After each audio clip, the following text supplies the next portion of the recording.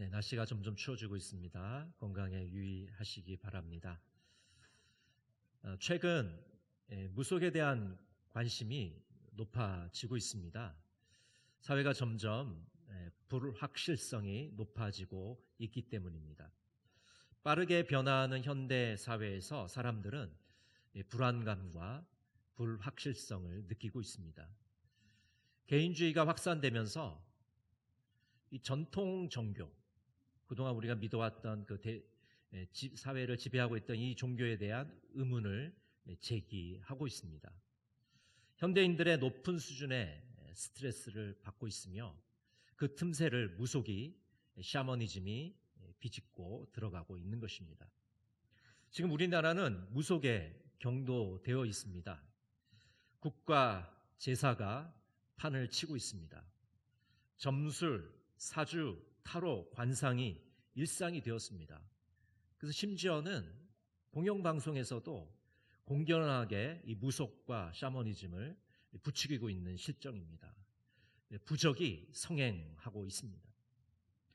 이번 햄버거 회동을 주도한 노상원 전 정보사령관이 무속인으로 밝혀져서 우리 기독교인들에게 충격을 주고 있습니다. 가히 무속 공화국이 된 것이죠. 우리는 사이비를 솎아내고 참된 믿음으로 나가야 됩니다. 한 해를 마감하면서 우상을 넘어서 참된 하나님께로 나아가기를 간절히 바랍니다. 남유다의 멸망 후에 유대인들은 이방인들 속에 섞여 살아야만 했습니다. 바벨론의 포로로 잡혀가서 그 이방 민족의 압제에 신음하며 살아가야 됩니다. 그들은 안팎으로 심한 도전에 직면해 있습니다. 안으로는 하나님께 대한 회의와 불신이 가득 차 있습니다. 어떻게 하나님께서 하나님의 백성을 심판할 수 있을까? 하나님의 백성을 멸망시킬 수 있을까? 라는 그런 불신으로 가득 차 있습니다.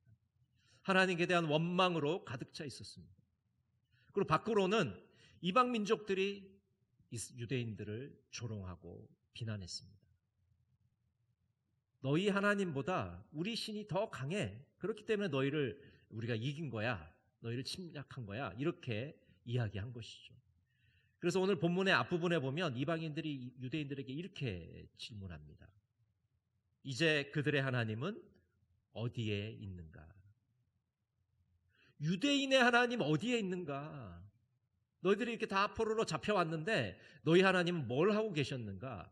그렇게 질문하고 있는 거죠.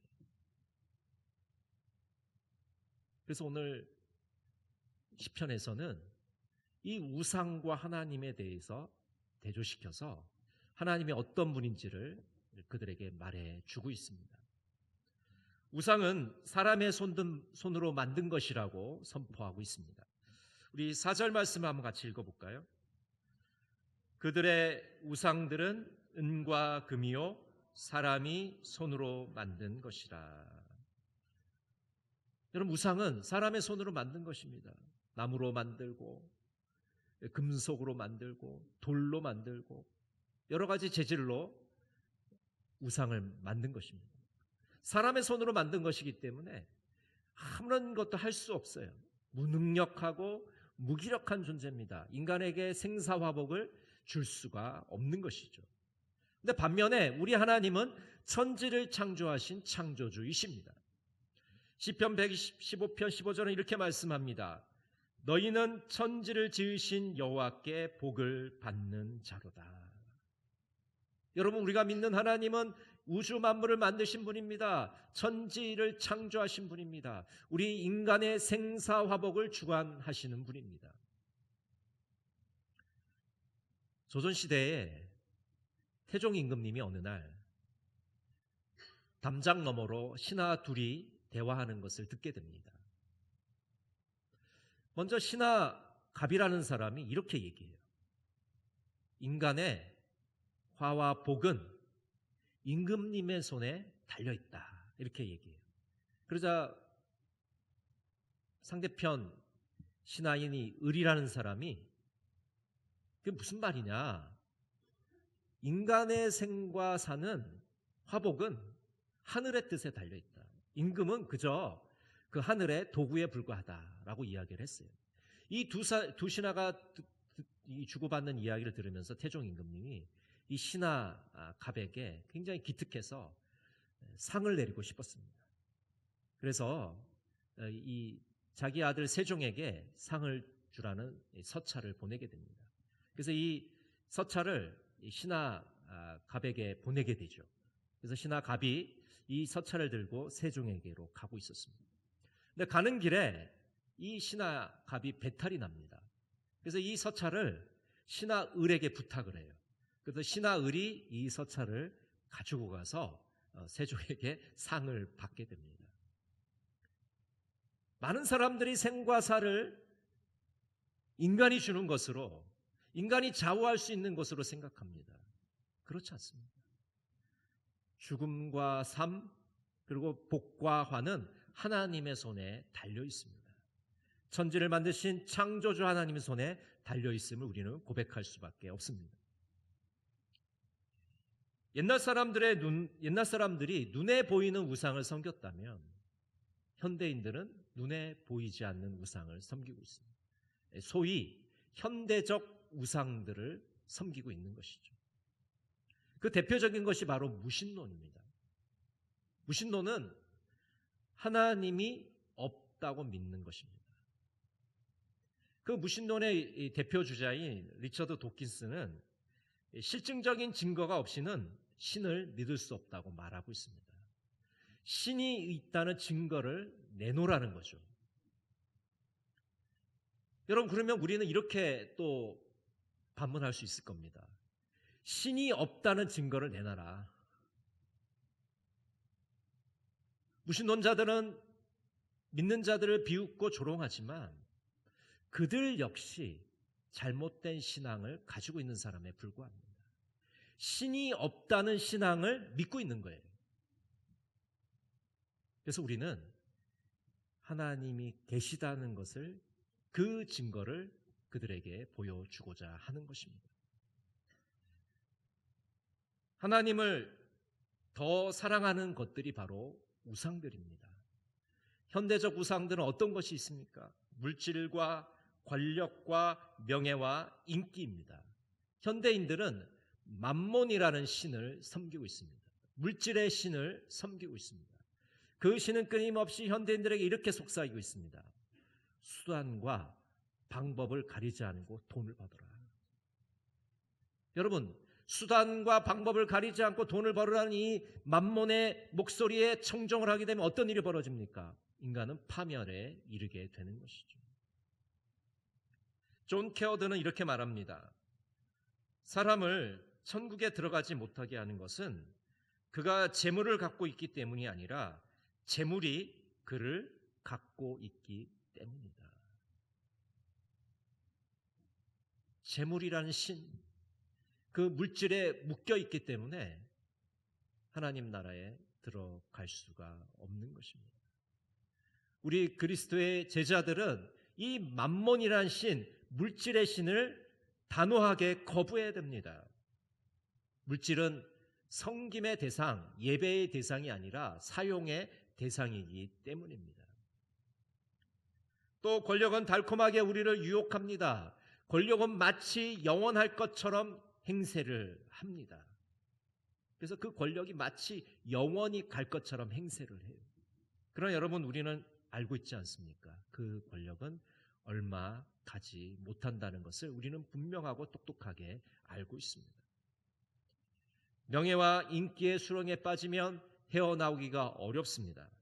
많은 사람들이 자신의 이름을 높이고 자신의 영향력을 넓히려고 노력하고 있습니다.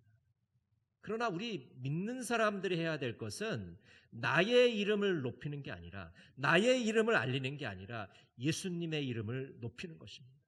예수님의 이름을 널리 알리는 것입니다.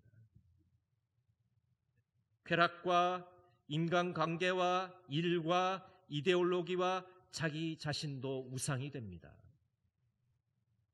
현대사회는 인간의 쾌락을 쫓고 있습니다. 끊임없이 인간의 말초신경을 자극해서 즐거움을 누리도록 유혹하고 있습니다. 그래서 조금만 방심하면 실족하게 되는 것이죠. 여러분, 인간관계는 어떻습니까? 끊임없이 그 인간관계를 유지하려고 많은 시간과 물질과 많은 시간을 투자합니다. 그러면서도 그 배신당함에 눈물 짓고 아파하며 실망하는 것이죠. 특히 한국 사람은 자식에 대한 애정이 너무 각별합니다. 그래서 우리가 자식이 우상이라는 말도 있지 않습니까? 또 어떤 분들은 일에 매몰되어서 파묻히는 분들이 있습니다. 일이 우상이 되는 사람들이 있습니다. 또 어떤 분들은 이데올로기가 우상이 되는 분들이 있습니다. 자신의 생각과 사상과 신념을 하나님보다 더 우선순위에 둡니다. 심지어 어떤 기독교인들은 그 이데올로기를 자신이 믿는 하나님보다 더 앞장세우는 사람들이 있는 것이죠. 여러분, 인간의 사상과 신념이 하나님 나라보다 더 중요합니까? 인간의 사상과 신념이 하나님보다 더 중요합니까? 그렇지 않잖아요. 이 시대를 살아가는 우리는 인간의 이데올로기가 하나님을 섬기는 것보다 더 좌우하지 않도록 우리 자신을 스스로 살펴야 됩니다. 성찰해야 됩니다. 내가 인간의 사상과 신념을 따르고 있는지 하나님의 말씀을 따르고 있는지 분명한 노선을 정해야 되는 것입니다. 자기 자신을 끔찍히 사랑하는 사람도 있습니다. 우리가 보통 나르시시스트라는 불리우는 사람들입니다. 자신의 외모와 자신의 능력이 다른 사람보다 더 탁월하다고 생각하며 다른 사람들을 무시하고 멸시합니다. 자기 자신을 너무 사랑하기 때문에 하나님을 섬길 수가 없는 것이죠. 여러분, 이런 현대적인 우상들을 우리가 내려놓고 하나님께 나아가야 됩니다. 우리 장로교 정신 중에 우상을 반대한다는 정신이 있습니다. 이것이 우리 장로교인의 스피릿입니다. 우상을 반대하는 겁니다. 종교개혁자 깔뱅은 이렇게 말합니다. 인간의 선택은 살아계신 하나님을 신앙하느냐 우상 숭배에 빠지느냐 하는 두 가지 길뿐이다. 여러분, 두 가지 길밖에 없습니다. 하나님을 섬기는 길과 우상을 숭배하는 길밖에 없습니다. 내가 지금 하나님을 섬기지 않으면 우상을 섬기는 거예요. 우상을 섬기고 있는 사람은 하나님을 섬길 수가 없습니다. 하나님의 백성은 우상이 아닌 하나님을 경배하는 자들입니다. 우상을 내려놓고 하나님께 영광과 찬송을 돌리는 자가 하나님을 섬기는 자들입니다. 하나님의 백성, 그리스도의 제자는 하나님만을 경배하는 자들입니다. 하나님만을 의지하는 자들입니다. 그래서 가수 클리프 리처드는 이렇게 말합니다. 하나님께 더 많이 의존할수록 우리는 그분이 더 의존할 만한 분이심을 발견한다. 그럼 어떻습니까? 우리가 하나님께 의지하고 하나님을 믿고 신뢰할수록 하나님께 의존할수록 하나님이 더 의존할 만한 분임을 우리가 발견하게 되는 것입니다. 하나님이 더 믿을 만한 분이시구나. 하나님께 더 우리는 의지해야겠다는 그런 것들을 발견하게 되는 것이죠. 그래서 시편 115편 9절은 이렇게 말씀합니다. 이스라엘아, 여호와를 의지하라. 그는 너희의 도움이시오, 너희의 방패시로다. 하나님께서 우리의 도움이 되시고 방패가 되시기 때문에 우리는 하나님을 의지해야 되는 것이죠. 하나님께서 우리의 보호자가 되시기 때문에 우리는 하나님을 의지할 수밖에 없는 것입니다. 하나님은 우리를 도와주시는 분입니다. 하나님이 우리를 돕는다는 것은 구체적으로 우리의 삶에 개입하셔서 선한 결과를 만들어 주시는 것입니다. 그럼 우리가 너무나도 좋아하는 말씀, 로마서 8장에 합력하여 선을 이룬다는 말씀 있지 않습니까? 우리 너무나도 애정하는 말씀이죠. 여러분, 하나님께서 합력하여 선을 이루신다는 건 무슨 뜻입니까? 지금 인간의 눈으로 보기에는 지금 어렵고 힘들고 넘어지고 쓰러질지라도 나중에는 최종적으로는 결국에는 하나님이 승리를 우리에게 주신다는 겁니다. 모든 것을 아름다운 결과를 만들어 주신다는 겁니다. 선한 결과로 인도해 주신다는 겁니다. 우리는 그것을 믿기 때문에 오늘도 주님의 뒤를 따라가는 것 아니겠습니까? 지난 1년 동안의 우리들의 삶을 되돌아보면 하나님께서 우리를 도와주셨기 때문에 여기까지 이르렀음을 우리는 알게 됩니다. 우리의 일상생활을 도와주셨고 우리의 신앙생활을 도와주셨습니다. 우리 장로님께서 금방 기도하신 것처럼 에베네셀의 하나님께서 여기까지 도와주셨기 때문에 우리가 지금 이렇게 멀쩡한 모습으로 예배를 드리고 있지 않습니까? 얼마나 감격스럽습니까? 1월 첫 주에 우리가 하나님께 결심하고 다짐하면서 새 예배를 드렸는데 어느덧 이제 마지막 주일을 맞이하게 되었습니다. 하나님께서 여기까지 도와주셨기에 우리가 이 감격스러운 예배를 드리고 있는 것 아니겠습니까? 에베네셀의 하나님께 찬송과 영광을 돌리기를 원합니다. 또 하나님은 우리의 방패가 되신다고 말씀합니다. 우리의 삶에 구체적으로 개입하셔서 악한 것들을 막아주시고 우리를 보호해 주시고 우리를 지켜주셨습니다. 여러분, 지난 1년 동안의 삶을 한번 되돌아보십시오. 하나님이 막아주셨기 때문에, 하나님이 보호해 주셨기 때문에, 하나님이 지켜주시기 때문에 우리가 예배를 드릴 수 있는 것이죠. 수많은 사건과 사고가 있지 않았습니까? 하나님이 그 가운데서도 우리를 보호해 주셨기 때문에, 그 날개 아래 우리를 품어주셨기 때문에 우리가 이 시간 하나님께 감사 예배를 드릴 수 있는 것이죠.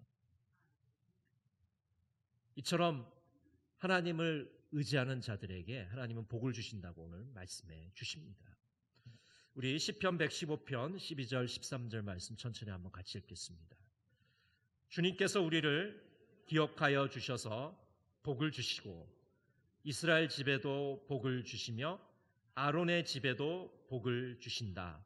주님을 경외하는 사람에게 복을 주시니 낮은 사람 높은 사람 구별하지 않고 복을 주신다.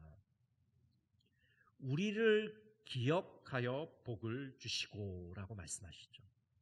여러분, 기억한다는 것은 우리를 생각하신다는 겁니다. 하나님은요, 늘 우리를 생각하셔요. 기억하십니다. 그 마음에 품으시고 우리 생각만 하시는 분입니다. 하나님은 우리를 너무 사랑하셔서 늘 우리를 마음에 품고 계시는 분입니다.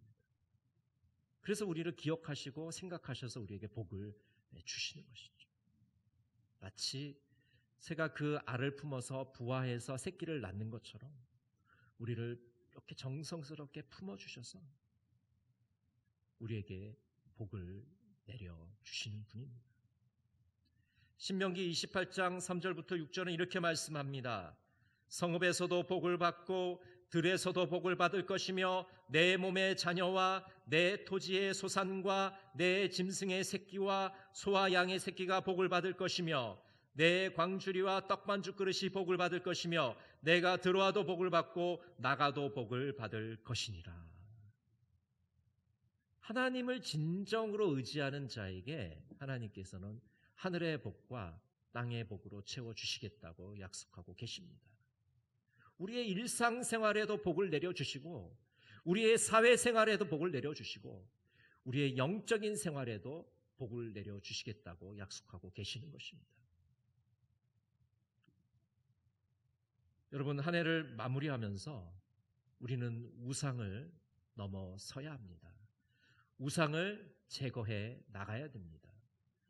마틴 노이드 존스 목사님 이렇게 말합니다. 사람의 신은 그가 자신을 위해 사는 것, 그것을 위해 시간과 에너지, 돈을 투자할 준비가 되어 있는 것, 그를 자극하고 각성하게 하며 흥분과 열광으로 몰아가는 것이다. 여러분을 각성하게 하고 여러분을 흥분과 열성의 도가니로 몰아가는 게 있습니까? 하나님보다 더 사랑하는 것이 있습니까? 하나님보다 더 많이 투자하는 것이 있습니까? 그것이 다 우상들입니다. 그것들을 내려놓아야 합니다. 우상을 청산해야만 하나님을 제대로 섬길 수 있습니다. 우상을 제거해야만 그리스도의 제자의 길을 걸어갈 수가 있습니다. 하나님만을 섬기는 참된 삶을 살기로 우리는 이제 다짐하고 결단해야 됩니다. 베네딕투스는 참된 삶에 대한 다짐에서 이렇게 기도하고 있습니다. 마음과 혀에는 늘 진실이 머물게 하고 다른 사람에게 해를 입히지 않고 제가 입은 해를 견디며 원수를 사랑하고 저를 저주하는 사람을 저주하지 않고 오히려 복을 빌어주며 정의를 위해 핍박을 견디며 교만하지 않고 술 취하지 않고 과식하지 않고 게으르지 않고 노름하지 않고 불평하지 않고 험담하지 않고 오직 하나님만 의지하겠습니다. 베네딕투스가 참된 삶에 대해서 하나님께 드리는 이 기도가 우리의 기도가 되기를 소원합니다. 한 해를 마감하면서 우상을, 내 안에 있는 우상들을 청산하고 주님만 의지하시는 우리 동강의 모든 성도들이 되시기를 간절히 바랍니다. 기도하겠습니다. 공의와 정의의 하나님, 무속과 샤머니즘이 판치고 있습니다. 현대적 우상들이 우리 마음의 따리를 들고 있습니다. 한 해가 가기 전 정리하게 하여 주시옵소서. 하나님만을 경배하며 하나님만을 의지하는 자들이 되기를 원합니다. 그리하여서 하나님이 주시는 복과 은혜를 다 받아 누리게 하여 주시옵소서. 예수님의 이름으로 기도드립니다. 아멘.